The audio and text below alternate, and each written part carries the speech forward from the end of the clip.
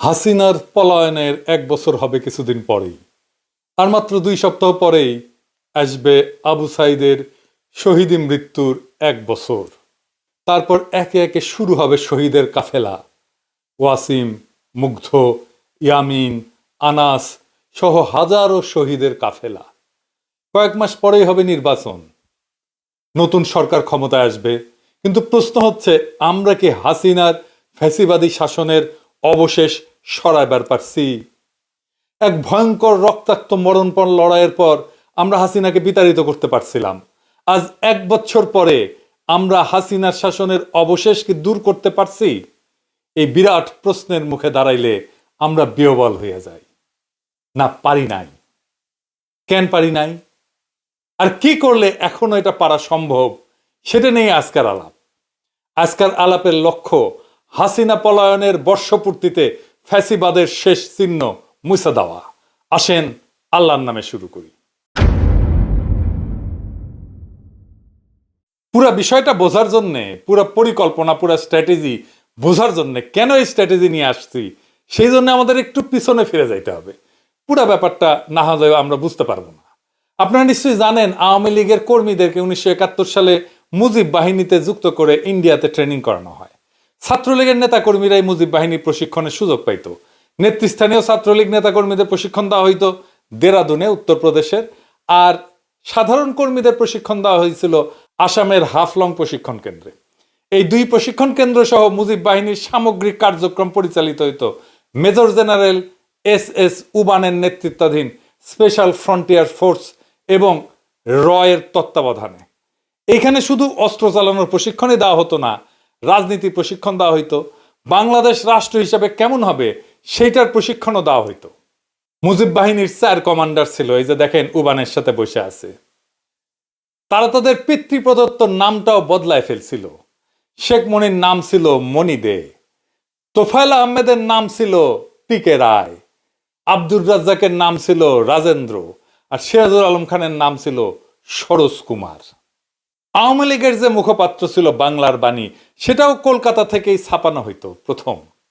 টেকাও দিত এই এই মুজিব বাহিনী পরে রক্ষী বাহিনীতে রূপান্তরিত হয়। 111-এর জেনারেল মাসুদউদ্দিন চৌধুরী রক্ষী বাহিনী থেকে আসা। এই মুজিব বাহিনী বাংলাদেশের রয়ের প্রশিক্ষিত প্রধান রাজনৈতিক শক্তি। বিজেপির যেমন RSS, ঠিক তেমনি বাংলাদেশ আওয়ামী লীগের মুজিব বাহিনী। মুজিব বাহিনীর সদস্য কে ছিল সেটা দিয়ে বুঝতে পারবেন আওয়ামী জামানায় কার কত পাওয়ার ছিল। আওয়ামী লীগের কোর পাওয়ার হাউসে মুজিব বাহিনীর সাথে সংশ্লিষ্ট না হইলে আপনি স্পেসই পাবেন না। যেমন ধরেন ছাত্রলীগের সাদ্দাম হোসেন, ওর বাবা মুজিব বাহিনীর ডেপুটি কমান্ডার ছিল। শাহজাহান খান, মোস্তফা জব্বার, মুজিবুল হক, এরাও মুজিব বাহিনীর। হাসানুল হক কিন্তু জাসদ কইরা এত গুরুত্বপূর্ণ কেন ছিল? কারণ সেও মুজিব বাহিনীর লোক। এই মুজিব বাহিনী জাসদে রূপান্তরিত হয়, এই জন্যই বলা হয় জাসদ রয়ের বিশেষ কোনো পারপাস সার্ভ করার জন্য তৈরি করা হয়েছিল। জোকার হামিদ মুজিব বাহিনীর লোক ছিল, সুপ্পু মুজিব বাহিনীর লোক ছিল। হাসিনা মুজিব বাহিনীর বাইরে কাউরে প্রেসিডেন্ট বানাইতো না শেষ দিকে। এই সুপ্পু এখনো আছে, এখনো সে বাংলাদেশের প্রেসিডেন্ট হইয়া এস আলমের কর্মচারী ছিল। মালয়েশিয়া আর দুবাইয়ের রেসিডেন্ট কিন্তু সুপ্পু একটা 3rd ক্লাস বটতলার উকিল ছিল। ওই হাসিনার পা ছুঁয়ে সালাম করতো, পা ছুঁয়ে পদধূলি নিত রেগুলার দেখা করতে গেলে। এটাই হারামজাদার কাছে শোনেন, নিজের মুখে শুনেন। গত 3 মাস ধরে মাননীয় প্রধানমন্ত্রীকে সালাম করতে গেলে উনি আমার সালাম নিতেন না। তা আমি দেখতাম যে ওনার চরণের ধুলো আমি পাই না। আমার মিশ্র প্রতিক্রিয়া হচ্ছিল যে উনি কেন আমার সালাম নেন না। না, থাক থাক বলে। শুনিছেন কি মাল? এখনো বাংলাদেশের প্রেসিডেন্ট হয়ে আছে। এই হারামজাদার অধীনে আমাদের আগামী নির্বাচন হবে, কি তামাশা! আমাদের পরবর্তী সরকার শপথ নেবে, কি মহা তামাশা! আগামী জাতীয় সংসদের প্রথম অধিবেশনে সে বক্তৃতা দেবে, আর আমাদের নবনির্বাচিত সংসদ সদস্যরা এর ভাষণের উপরে ধন্যবাদ প্রস্তাব আইনা বক্তৃতা করবে। হায় হায়, এই ছিল আমাদের কপালে। সে ছাত্রলীগ করত, সে গর্ব ভৈরা বলে, শুনেন। আপনি কি রাজনীতি করতেন? আমি বললাম, জি মাননীয় প্রধানমন্ত্রী, আমি ছাত্রলীগ করতাম। যেই বর্বর দল, যেই মাফিয়া গুন্ডা বাহিনী আজকে নিষিদ্ধ, ওরে 5ই আগস্টে পাছায় লাথি দিয়া ভাগায় দেওয়া উচিত ছিল, সেটা হয় নাই। সেটা না হওয়ার কি সমস্যা হয়েছে আপনারা পদে পদে বুঝতে পারতেছেন। কোনো কিছু করা যাচ্ছে না, না জুডিশিয়ারিতে, না আর্মিতে, না প্রশাসনে, না পুলিশে, কোথাও না। জুলাই সনদ করা যাইতেছে না, সংস্কার করা যাইতেছে না, সবকিছুর পিছনে এই সুপ্পু। এই অন্তর্বর্তীকালীন সরকার কোনো কার্যকর নিয়ন্ত্রণ প্রতিষ্ঠা করতে পারতেছে না। প্রশাসনের উপরে, ব্যুরোক্রেসির উপরে, স্টেটের উপরে, রাষ্ট্রের উপরে এই অবস্থা চলতে পারে না। এই অবস্থা আশু পরিবর্তন দরকার, যেন বিপ্লবের অসমাপ্ত কর্তব্য সম্পন্ন করতে পারি। একটা কাজ করলেই সেটা সম্পন্ন হইতে পারে। কি সেটা? রয় ট্রেনিং প্রাপ্ত ইন্ডিয়ার খাস দালাল হাসিনার পায়ের ধুলি নেওয়া থার্ড ক্লাস বটতলার উকিল, দুবাই মালয়েশিয়ার রেসিডেন্ট এস আলমের সাবেক কর্মচারী সুপ্পুরে পাছায় লাথি দিয়া বঙ্গভবন থেকে বাইর করে দেওয়া। এখন প্রশ্ন আসবে, কে হবে প্রেসিডেন্ট বাংলাদেশের?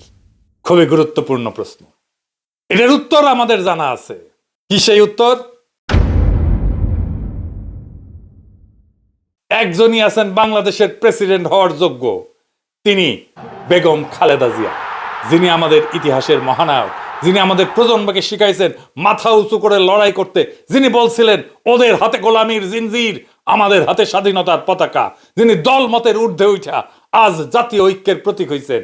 সেই বাংলাদেশের প্রথম নারী প্রধানমন্ত্রী, আজকা বাংলাদেশের প্রথম নারী রাষ্ট্রপতি হবেন তিনি আর প্রফেসর ইউনূস। এই দুই মুরব্বী মিলা আমাদের নতুন বাংলাদেশের সূচনায় পৌঁছে দেবেন। খালেদা জিয়া বাংলাদেশকে শুধু দিয়েই গেছেন, আমরা ওনাকে কিছুই দিতে পারি নাই। বাংলাদেশ উনাকে রাষ্ট্রপতি বানায় নিজে সম্মানিত হতে চায়।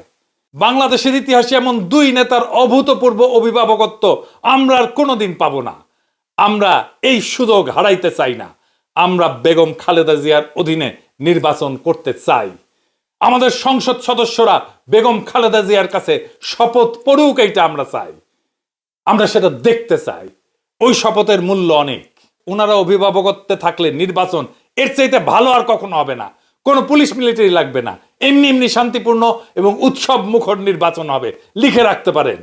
এইবার প্রশ্ন, বিএনপির কি হবে? উনি তো চেয়ারপারসন বিএনপির। ন্যাচারালি বিএনপির দলীয় পদে বেগম খালেদা জিয়া থাকতে পারবেন না। প্রেসিডেন্ট হলে সেই পদ ছাড়তেই হবে। তারেক রহমান এখন যথেষ্ট ম্যাচিউরড, উনার দলের পূর্ণ দায়িত্ব নিয়ে আগামী নির্বাচনে দলের নেতৃত্ব দেওয়া প্রয়োজন। উনি হবেন বিএনপির চেয়ারপারসন। আমাদের দেশের যত শঙ্কা সব কেটে যাবে বেগম খালেদা জিয়া যদি প্রেসিডেন্ট হন। খালেদা জিয়া মাথার উপরে আছেন, এটাই আমাদের বড় আশা, বড় ভরসার জায়গা।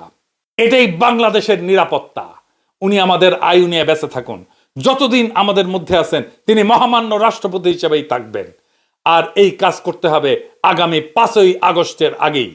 আমরা খালেদা জিয়াকে নিয়েই ফ্যাসিবাদের পতনের বর্ষপূর্তির উৎসব করতে চাই।